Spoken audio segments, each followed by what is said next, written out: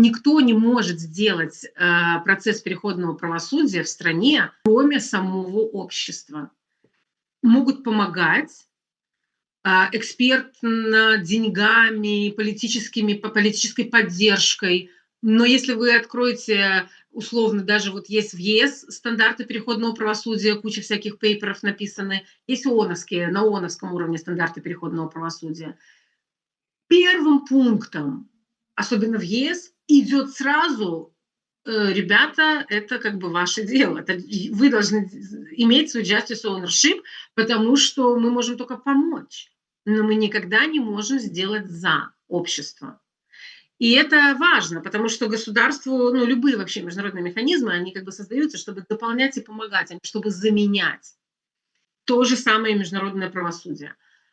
Если нету воли у нового правительства, если нету воли у гражданского общества, у профессионального сообщества, ну и жертвы, например, уже согласились там все это забыть, ну так никакое ЕС ничего не сделает, да.